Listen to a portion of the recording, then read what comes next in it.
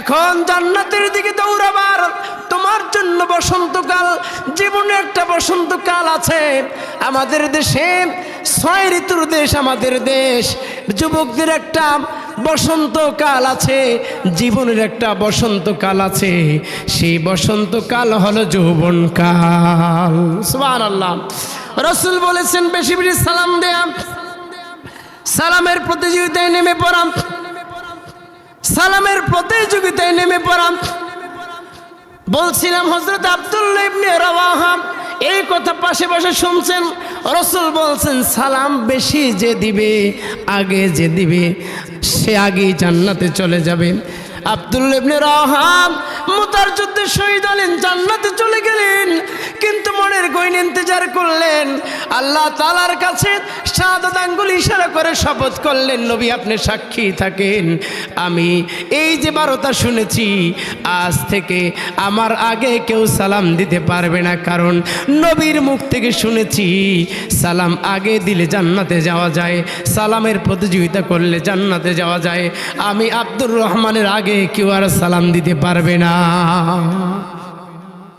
রাসূল বলছেন ওই ব্যক্তি ধ্বংস হোক যে সিয়াম পেয়েছে, রোজার মাস পেয়েছে, জীবনের গুনাহ ক্ষমা হলো না।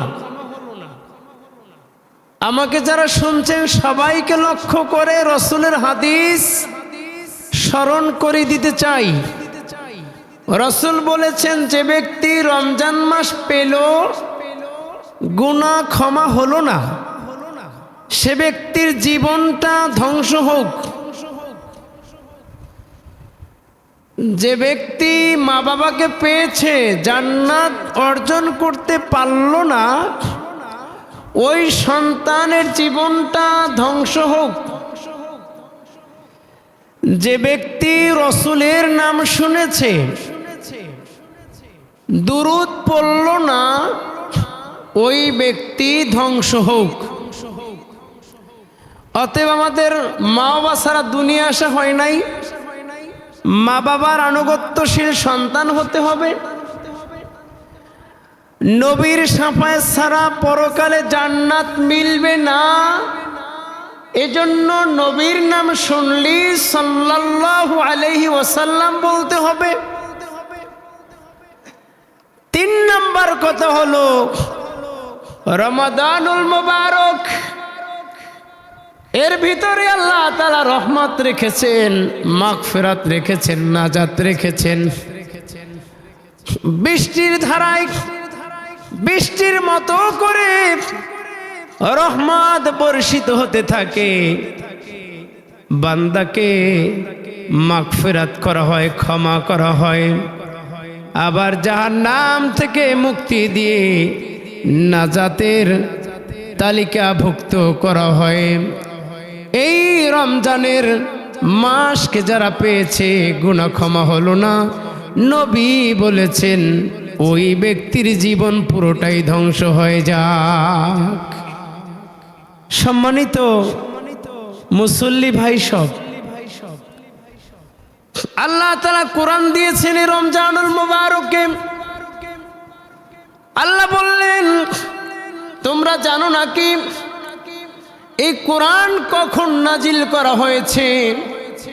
ভালো করে জেনে নাও, রমজানে নাজিল করেছি। হুদাল লিন্নাস, মানুষের হেদায়েতের জন্য নাজিল করেছি।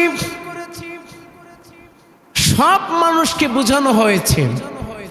হুদাল্লিল হুজুর বলা হয় নাই, হুদাল্লিল ইমাম সাহেব বলা হয় নাই, হুদাল্লিল খতিব সাহেব বলা হয় নাই, হুদাল্লিল হাজী সাহেব বলা হয় নাই, হুদাল্লিল মুমিনুন বলা হয় নাই, হুদাল্লিল মুসলিমুন বলা হয় নাই, হুদাল্লিল মুত্তাকিন বলা হয় নাই, হুদাল্লিল মুহসিনুন বলা হয় নাই, হুদাল্লিন নাস বলা হয়েছে।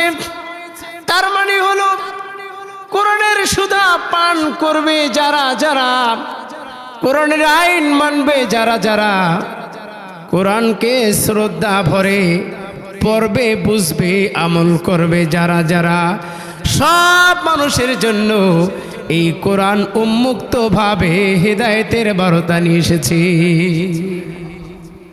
সবার জন্য হেদায়েত নিয়ে এসেছে। নাস প্রিয় দিনী ভাই সব, ওয়াবাইনাতিম মিনাল হুদা, সুস্পষ্ট হেদায়েত। যে হেদায়েত পাইলে পরে আর অশান্তি থাকবে না, দুশ্চিন্তা থাকবে না। যে হেদায়েত প্রাপ্ত গোলাম হলে রিজিকে অভাব হবে না। যেই হেদায়েত পেলে পরে জান্নাতের চূড়ান্ত নিশ্চিত, ওয়ারেন্টি নয়, গ্যারান্টি। ওয়াবাইনাতিম মিনাল হুদা, সুস্পষ্ট হেদায়েত। মুফাসসিরিন ইকরাম এর ব্যাখ্যা করেছেন, আসল অর্থে হেদায়েত যে পাবে ওই ব্যক্তির জন্য জান্নাত ওয়ারেন্টি না, ওই ব্যক্তির জন্য জান্নাত গ্যারান্টি। অর্থাৎ 100% ওই ব্যক্তি আল্লাহর জান্নাতের সনদ ফেরেশতা রায়হানের মাধ্যমে পাবে। জান্নাতের সনদ হাতে নিয়ে বুকে ধারণ করে হাস্যোজ্জ্বল কণ্ঠে, হাস্যোজ্জ্বল চেহারায় জান্নাতের দিকে ছুটবে। ও রহমতের ফেরেশতা বলবে, আল্লাহর গোলাম, কি মজার কথা, কি আনন্দের কথা, আল্লাহ তোমার প্রতি খুশি হয়েছেন। তুমি নিশ্চিত হেদায়েতের পথিক ছিলে, কোরআন মেনেছো, হাদিস ধরেছো, তোমাকে জান্নাতের সার্টিফিকেট দেওয়া হয়েছে। চলো চলো তোমাকে জান্নাত পর্যন্ত পৌঁছাইয়া দেই। সুবহানাল্লাহ, জান্নাত পর্যন্ত তোমাকে দিয়ে আসি, চলো না। আমি রাহবার, তুমি মামুর, আমি তোমাকে জান্নাত পর্যন্ত পৌঁছে দেবে, চলো। ওয়াল ফুরকান,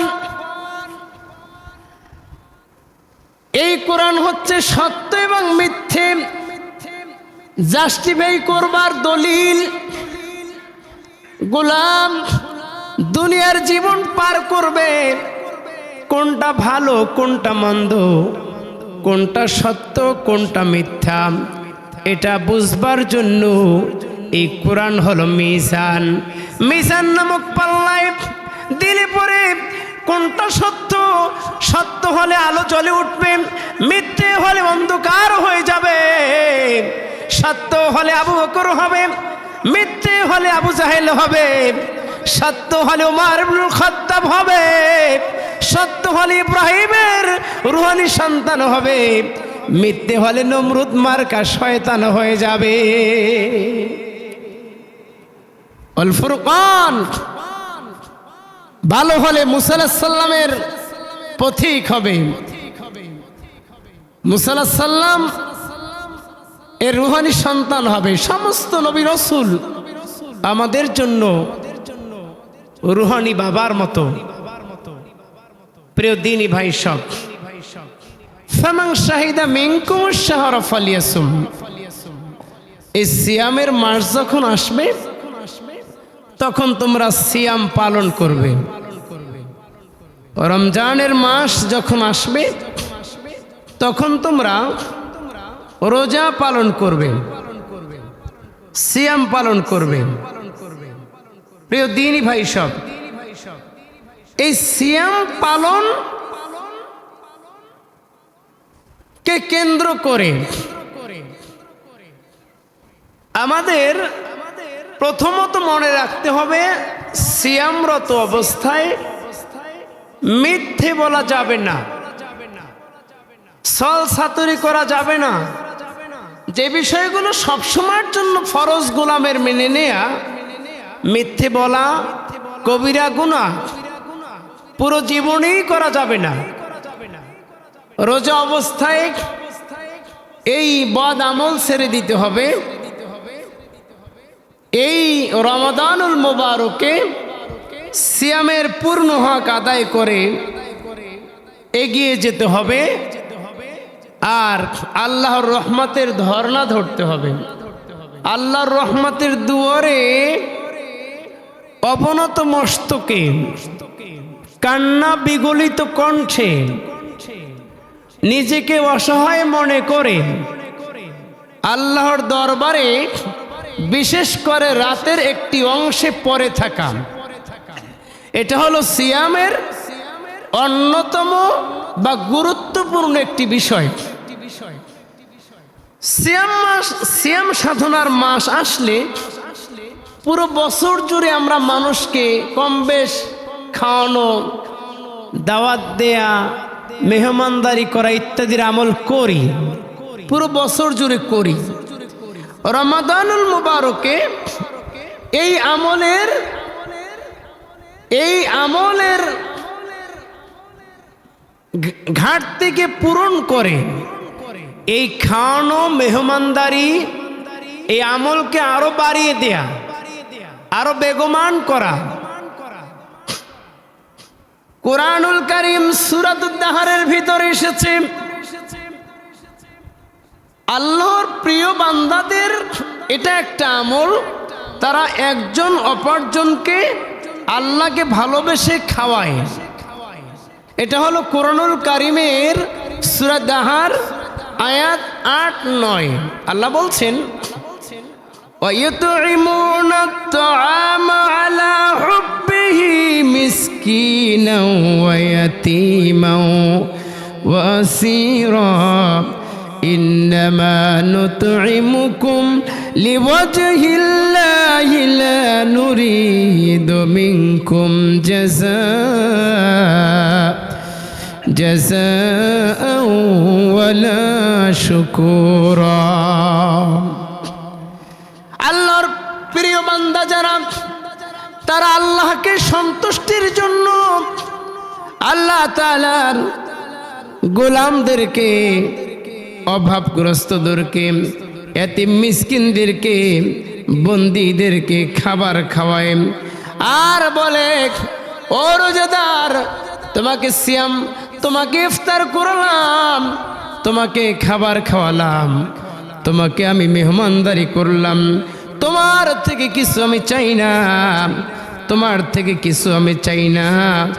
ইন্নামা নুতইমুকুম লিওয়াজহিল্লাহ, তোমার থেকে আমি কিছু চাই না, আল্লাহর সন্তুষ্টির জন্য তোমাকে ইফতার করিয়েছি, মেহমানদারি করিয়েছি।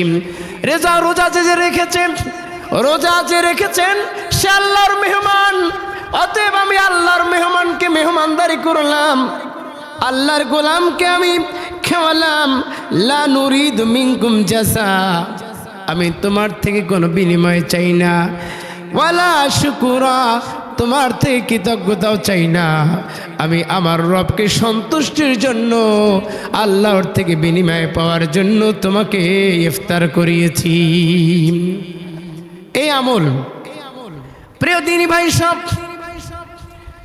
আল্লাহু আকবার কাবীরা, কুরআনুল কারীমের অন্যত্র এসেছে ভাবে আওয়াইতুআমু ফি ইয়াউমিন যী মাসগাবা ইয়াতীমান যা মাকরাবা আও মিসকিনান যা মাতরাবা। যারা ক্ষুধার্ত, যারা অসহায়, যারা গরিব মিসকিন, যারা পথের পথিক, মুসাফির সহ যারা অভাবী রয়েছে, এই আয়াতের আলোকে মুফাসসিরিন কিরাম বলেছেন, যারা সিয়াম পালন করে তাদেরকে পর্যন্ত ইফতার করালে আল্লাহ রাব্বুল আলামিন হাসরের ময়দানে কিয়ামতের দিন রাহিকুল মাখতুম, ওই বারাকাত পূর্ণ পানি তাদেরকে পান করাবেন। প্রিয় দিনী ভাই সব, সাহাবী হযরতে আব্দুল্লাহ ইবনে রাওয়াহা মুসলমান হয়েছেন, নতুন করে মুসলমান হয়েছেন, যার ইতিহাস, মুতার যুদ্ধের ইতিহাস আলোচনা করলে দেখা যায় আব্দুল্লাহ ইবনে রাওয়াহা মুতার যুদ্ধে শহীদ হয়েছেন। জান্নাতের প্রতীক হয়ে কাফিরদের বিরুদ্ধে মুসলমানদের পক্ষে দিন কায়েমের জন্য মুতার প্রান্তে শহীদ হয়েছেন, আল্লাহর জান্নাতে চলে গেছেন। হযরত আব্দুল্লাহ ইবনে রাওয়াহা যখন শুনলেন রাসূল করিম সাল্লাল্লাহু আলাইহি সাল্লাম বলেছেন, ও আল্লাহর গোলাম, ওহে আমার উম্মত, কার জন্য জান্নাত বরাদ্দ ভালো করে শুনে নাও। ইয়া আইয়ুহান নাস, ওহে লোক সকল, আফশুস সালাম ওয়া আতইমুত তাআম ওয়াসিয়ালুল আরহাম ওয়াসাল্লু বিল্লাইল ওয়ান নাস নিয়াম তাদখুলুল জান্নাতা বিসালাম। কয়েকটি গুণের কথা হাদিসে বলেছেন। হযরত আবু হুরায়রা, হযরত আব্দুল্লাহ ইবনে রাওয়াহা রাদিয়াল্লাহু তাআলা আনহু রাসূলুল্লাহর পাশে বসা। রাসূল বলছেন, হে লোক সকল, বেশি বেশি সালাম দিবে, মানুষকে খাওয়াবে, ক্ষুধার্ত ব্যক্তিদেরকে খাবার দিবে, সিয়ামরত ব্যক্তিদেরকে ইফতার করাবে, আত্মীয়তার বন্ধন ঠিক রাখবে, ভালো সম্পর্ক রাখবে। রাত যখন গভীর হয়ে যায়, আল্লাহ তাআলার রহমতের দুয়ারে কুদরতি পায়ে সেজদা দিয়ে বলবে, আল্লাহ আমি গুনাহগার, তুমি আমাকে ক্ষমা করতে পারো, তোমার নাম রহমান রহিম, দয়া করো, গফুর নামের তোফাইল আমাকে মাফ করে দাও। ওয়াসাল্লু বিল্লাইলি নিয়াম, রাতের এক অংশ বা রাতের গভীরে আল্লাহর দরবারে সেজদায় পড়ে যাওয়া। রাসূল বলেছেন, তাদখুলুল জান্নাতা বিসালাম। এই আলোচিত হাদিসের গুণাবলী যার মধ্যে থাকবে, সে ব্যক্তি জান্নাতে প্রশান্তির সাথে প্রবেশ করবে। আল্লাহর গোলাম, নবীর উম্মত, ভালো করে শুনুন। আফশুস সালাম, বেশি বেশি সালাম, তার মানে সালামের প্রতিযোগিতা। কে কার আগে সালাম দিতে পারে? ইমাম বুঝি না, খতিব বুঝি না, হাজি বুঝি না, গাজী বুঝি না, মুরব্বী বুঝি না, ছোট বুঝি না, বড় বুঝি না, কে কার আগে সালাম দিতে পারে, অর্থাৎ কে কার আগে জান্নাতে যেতে পারে।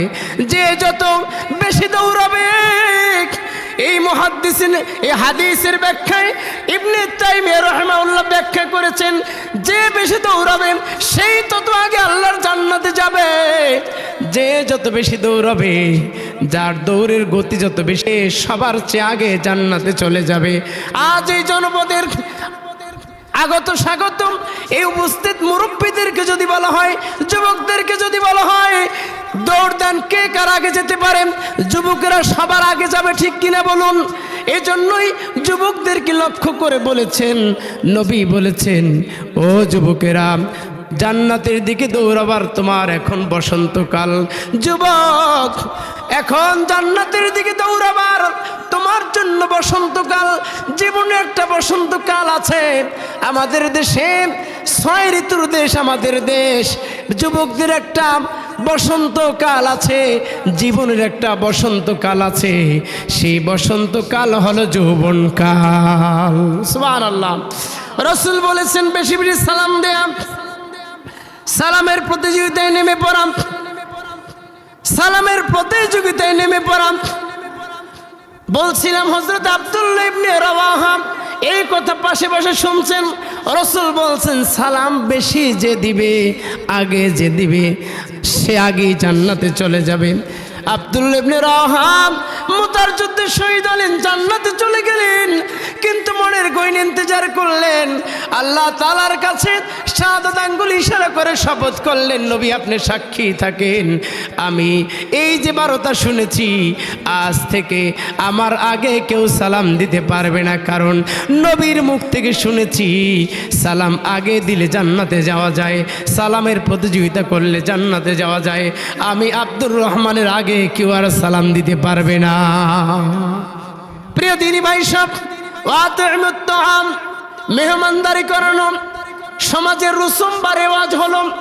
ধনী লোক ধনী লোককে দাওয়াত দেয়, ঠিক কিনা বলেন?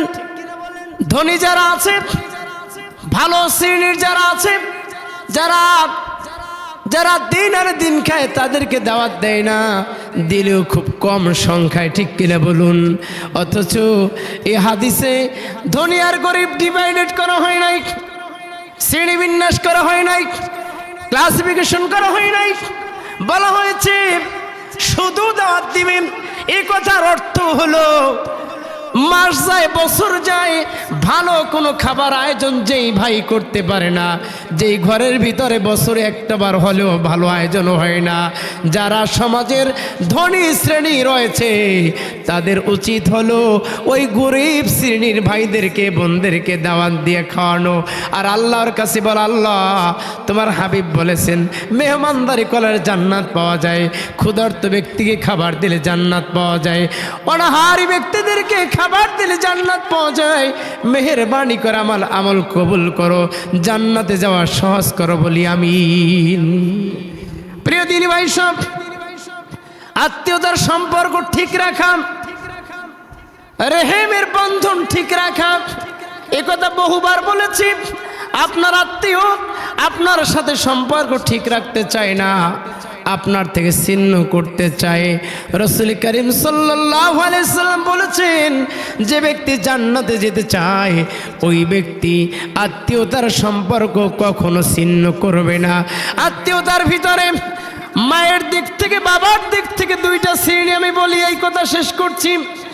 বাবার দিক থেকে আপনার আপন ফুফু, আপনার আপন চাচা থেকে এই ফুফু আর চাচা, দাদা দাদিকে কেন্দ্র করে যত আপনজন রয়েছে মৃত্যু পর্যন্ত তাদের থেকে সম্পর্ক ছিন্ন করা যাবে না। মায়ের দৃষ্টিকোণ থেকে মামা আর খালা আর নানা নানি, এই দৃষ্টিকোণ থেকে আপনার আপনজন যারা মৃত্যু পর্যন্ত তাদের থেকে সম্পর্ক ছিন্ন করা যাবে না। যদি করা যায়, যদি করেন আল্লাহর জান্নাতে যাওয়া হবে না। আর যদি সম্পর্ক ঠিক রাখেন, নবী বলেছেন তাদখুলুল জান্নাত বিসালাম, প্রশান্তির সাথে তুমি জান্নাতে চলে যাবে। প্রিয় দিনী ভাই সব, ওয়াসাল্লু বিল্লাইলি ওয়ান নিয়াম, ওয়াসাল্লু বিল্লাইলি ওয়ান নাস নিয়াম। রাতের আধারে গভীর রজনীতে আল্লাহ তাআলার সিজদায় লুটে পড়া, আল্লাহ তাআলার রহমতের দুয়ারে ধন্না ধরা, এই কথার মানে হলো আল্লাহু আকবার কাবীরা। আল্লাহ রাব্বুল আলামিন কুরআনুল কারীমে চমৎকার করে নবী সাল্লাল্লাহু আলাইহি সাল্লামকে লক্ষ্য করে বলেছেন, আল্লাহু আকবার কাবীরা। নবীজি সাল্লাল্লাহু আলাইহি সাল্লাম ঘুমের ঘরে আছেন, আল্লাহ তাআলা আয়াত নাযিল করেছেন সূরা মুসাম্মিল, ইয়া আইয়ুহাল মুসাম্মিল কুমিল লাইলা ইল্লা কলিলা নিসফাহু আও ইনকুস মিনহু কলিলা। নবী গো, রাতের একটা অংশ হলেও আমি রব্বুল আলামিনের শরণার্থে আপনি সালাত কায়েম করুন। মানে তাহাজ্জুদের সালাত, মানে কি তাহাজ্জুদের সালাত। প্রিয় দিনী ভাই সব, অন্যত্র সূরা বনী ইসরাইল আয়াত নাম্বার 69 রব্বুল আলামিন বলেন, ওয়া মিনাল লাইলি ফাতাহাজ্জাদ বিহি নাফিলাতাল লাক আসা আন ইয়াবআসাকা রব্বুকা মাকামাম মাহমুদা। ও নবী, আপনাকে মাকামে মাহমুদে পৌঁছাবার জন্য, অর্থাৎ সর্বোচ্চ ক্যাটাগরির ইমানদার হিসাবে নিজেকে রূপায়িত করার জন্য, মাকামে মাহমুদে পৌঁছানোর জন্য আপনার শুধু 5 ওয়াক্ত সালাত কায়েম করলে হবে না, আপনার উম্মতকে শেখাবার জন্য এবং আপনি সর্বোচ্চ শিখরে আরোহণের জন্য আপনি রাতের এক অংশে তাহাজ্জুদের সালাত আদায় করুন।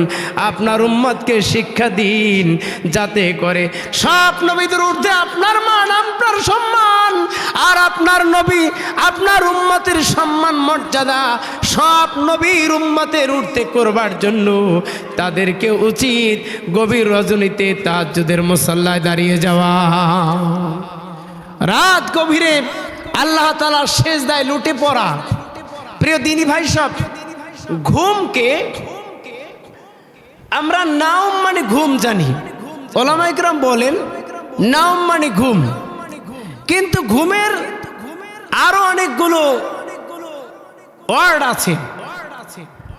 নুআস মানে ঘুম, কোরআনুল কারীমে নুআসুল আইম্মা আই আমানা, মানে নুআস মানে ঘুম, নাওম মানে ঘুম, তাহাজ্জুদ মানে ঘুম, এরপরে হচ্ছে সিনাতা, সিনা মানে ঘুম, ওই যে সিনাতু ওয়ালা নাউম, এই দুই শব্দ আয়াতুল কুরসি বলে আমরা যে আয়াতে কারিমাকে চিনি, সেখানে আল্লাহ তাআলা এই সিনাতু ওয়ালা নাউম ঘুমের দুইটা আরবি এখানে উল্লেখ করেছেন। এরকম করে নুআস মানে ঘুম, তারপরে তাহাজ্জা মানে ঘুম, ঘুমের চারটি অর্থ পেলাম। এর মানে হলো নুআস মানে হলো এমন ঘুম আপনি রাতের শুরুর দিকে ঘুমিয়ে গিয়েছেন, শেষ দিকে আবার জেগে আল্লাহর তাহাজ্জুদে রত হয়েছেন, এরকম করে। সিনা মানে হচ্ছে তন্দ্রা, মানে ঘুম আসবে আসবে এর পূর্ব মুহূর্ত। কেউ কেউ নুআসকে বলেছেন যে ঘুম আসবে এর আগে আগের পূর্ব মুহূর্ত। মোট কথা হলো এই চারটি ওয়ার্ড বা শব্দের মূল দাবি হলো আপনি ঘুম বা তন্দ্রার মধ্য দিয়ে গভীর ঘুমে চলে গেলেন, আবার শেষ রজনীতে যেন আবার জাগতে পারেন, আল্লাহর রহমতের দুয়ারে ধর্ণা ধরতে পারেন। তো রমজান হলো তাহাজ্জুদ আদায়ের একটা সুবর্ণ সুযোগ, যেহেতু সেহরি খাওয়া হয়। অতএব আমাদের উচিত হবে আমরা আল্লাহর শরণার্থে এই তাহাজ্জুদের সালাত আদায়ের মাধ্যমে এই আমলটুকুন করাম। আরেকটি হলো হযরতে আব্দুল্লাহ ইবনে সালামা, ইনি ছিলেন একজন ইহুদি আলেম। রাসূল কারীম সাল্লাল্লাহু আলাইহি ওয়াসাল্লাম থেকে যখন এই হাদিস মোবারক শুনলেন যে হে লোক সকল, সালাম দাও, মেহমানদারি করো, আত্মীয়তার সম্পর্ক ঠিক রাখো, আর রাতের গভীরে সেজদায় লুটে পড়ো, চারটি কথা। তাদখুলুল জান্নাত বিসালাম, তুমি তাহলে জান্নাতে চলে যাবে। এখানে মুহাদ্দিসিনে কেরাম আরো একটি অ্যাডভান্স ব্যাখ্যা করেছেন, ওই যে কদ আফলাল মুমিনুনের মতো করে, যে সে ব্যক্তি জান্নাতে চলেই গিয়েছে। চারটি গুণ যার মধ্যে আছে, সালাম দেয়, মেহমানদারি করে, আত্মীয়তার সম্পর্ক ভালো আছে, এবং রাতের বেলা সেজদায় পড়ে থাকে। হযরত আব্দুল্লাহ ইবনে সালামা ইহুদি আলেম, তিনি যখন রাসূলের দরবারে এলেন, আব্দুল্লাহ ইবনে সালামা রাসূলের পবিত্র মুখ মিশ্রিত জবান থেকে যখন কথা শুনলেন, মসজিদে নববীতে সাহাবীদেরকে রাসূল ওয়াজ করছেন, ইহুদি আলেম আব্দুল্লাহ ইবনে সালামা এখন ইসলাম গ্রহণ করে নাই। এই কথা যখন শুনলেন, মসজিদে প্রবেশ করলেন, নবীকে বললেন, নবী আমাকে আপনি পড়িয়ে দেন লা ইলাহা ইল্লাল্লাহু মুহাম্মাদুর রাসূলুল্লাহ। ও নবী, আমি আল্লাহর কাছে ওয়াদা করলাম, শপথ নিলাম, আপনার হাতে হাত দিয়ে বায়াত গ্রহণ করলাম। আজ সমাজে বায়াত হয়, পুরুষ মহিলাকে বায়াত করে আস্তাগফিরুল্লাহ। নবীর হাতে পুরুষ হযরত আব্দুল্লাহ ইবনে সালামা শপথ করলেন, বায়াত গ্রহণ করলেন, আলোচিত চারটি আমল করব। আপনি নবী বলেন আমি জান্নাতে যাব কিনা? নবী বললেন, সাহাবীরা দেখো দেখো, রাত দেখো তোমরা, এই যে চলে যাচ্ছে আব্দুল্লাহ ইবনে সালামা, ওই ব্যক্তি জান্নাতি, ওই যে জান্নাতি লোকটি যাচ্ছে তোমরা দেখো। তার মানে হলো যে ব্যক্তি চারটি আমল করবে নবীর কথা অনুযায়ী সে জান্নাতি। ইতিহাসের পাতায় আছে, হাদিসের গ্রন্থে এসেছে 10 জন ব্যক্তিকে রাসূলুল্লাহ জান্নাতের সার্টিফিকেট দিয়েছেন। তবে ডিরেক্টলি ইনডাইরেক্টলি আবার অসংখ্য সাহাবীদেরকে বলেছেন। ওই যে গত কয়েক জুমায় বললাম যে রাসূল 3 দিনই বললেন, এখন যিনি ফজরে প্রবেশ করবে জান্নাতি। 3 দিন ঘুরে ফিরে একই লোক রাসূল বললেন জান্নাতি, তার মানে হলো জান্নাতের সার্টিফিকেট সেও পেয়েছে।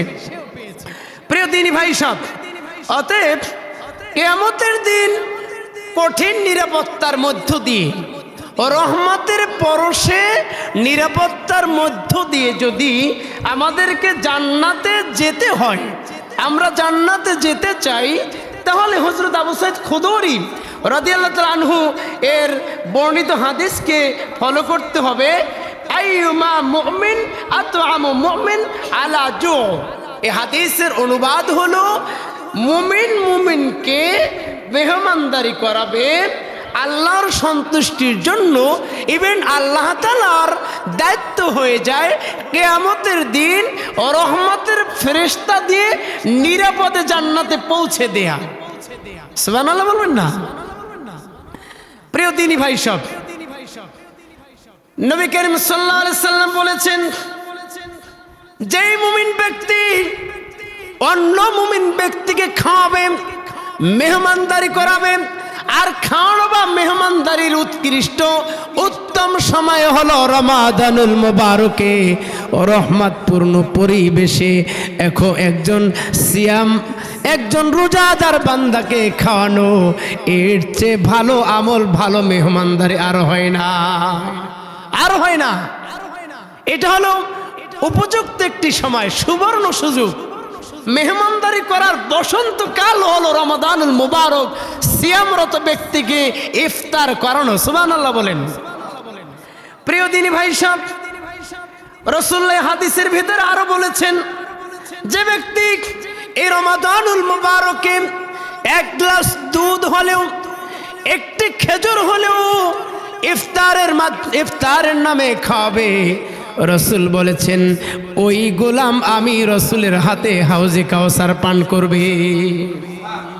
হাউজে কাউসার তার মিলবে যে হাউজে কাউসার পান করলে জান্নাতে পৌঁছার আগে আর কোনো পিপাসা লাগবে না। সুবহানাল্লাহ বলেন। প্রিয় দিনী ভাই সব, সর্বোত্তম আমল হলো এই রমাদানুল মুবারক ইফতার করানো। আল্লাহু আকবার কাবীরা। আল্লাহ তাআলার সন্তুষ্টির জন্য এই আমল করবে যারা, আল্লাহ রাব্বুল আলামিন খুশি হবেন। আল্লাহ রাব্বুল আলামিন তাদের জন্যই বলেছেন, আল্লাহ তাআলা তাদের জন্যই জান্নাতের সার্টিফিকেট দিয়েছেন। সূরা হাজের ভিতরে এসেছে, সিয়াম সাধনার এই মুহূর্তে যে যারা ইফতার করানোর আয়োজন করবে, আমি রব্বুল আলামিন বলেছি ফাউলাইকুমুল মুফলিহুন, এরা সফল হবে, জান্নাতের সার্টিফিকেট পাবে। সুবহানাল্লাহ বলেন। প্রিয় দিনী ভাই সব, এজন্য আমাদেরকে ইফতার করানোর জন্য প্রতি বছরের ন্যায় এবছরও আমরা ইফতার করানোর জন্য ভাইদেরকে উদারতা আহ্বান করব। রাসূল করিম সাল্লাল্লাহু আলাইহি ওয়াসাল্লাম বলেছেন, যে ব্যক্তি ক্বালা নবী সাল্লাল্লাহু আলাইহি ওয়াসাল্লাম মান ফাতা সাইমান কানা লাহু মিসলু আজরুহু গায়রা আন্নাহু লা ইয়ানকুসু মিন আজরি সাইম শাইআ, যে ব্যক্তি অন্য রোজাদার ভাইকে ইফতার করাবে, যে রোজা রেখেছেন তার মতো করে তাকেও সাবধান করা হবে। সুবহানাল্লাহ। সারাদিন সিয়াম পালনের জন্য খায়নি, পান করেনি, জাগতিক কামনা বাসনা থেকে মুক্ত থেকে নিজেকে কতটা কষ্ট দিয়েছেন, এই রোজাদার ব্যক্তি যেই সব পাবে অনুরূপ সব পাবেন যিনি ইফতার করায়। সুবহানাল্লাহ। অতএব সামান্য পরিমাণ বস্তু দিয়ে হলেও, খেজুর হোক, এক গ্লাস দুধ হোক, পানি হোক, এক লোকমা খাবার হোক, এ দিয়ে হলেও ইফতার করানোর মধ্যেই রয়েছে সফলতা, রাসূলুল্লাহর হাতে হাউজে কাউসার এবং রাসূলুল্লাহ করিম সাল্লাল্লাহু আলাইহি ওয়াসাল্লাম এর সাথে জান্নাতি হওয়া। প্রিয় দিনী ভাই সব, এজন্য আমরা আল্লাহ তাআলার সন্তুষ্টির জন্য, পরকালের জন্য সূরা দাহারের বক্তব্য 8 এবং 9, যে আল্লাহর সন্তুষ্টির জন্য ইফতার করানো, খাবার খাওয়ানো, মেহমানদারি করানো, যাদেরকে খাওয়াবেন, যাকে খাওয়াবেন তার থেকে কিছু না চাওয়া, না পাওয়ার আশা করা। লা শুকুরা, সে আমাকে কিছু দিতেও পারবে না, সে যে বলবে আলহামদুলিল্লাহ আমাকে ইফতার করিয়েছেন, আল্লাহর শুকরিয়া হতে পারে, কিন্তু ওই ব্যক্তিকে মারহাবা বলবার কিচ্ছু নাই, কারণ ওই ব্যক্তিকে দেবে কে? আল্লাহ রাব্বুল আলামিন দেবে।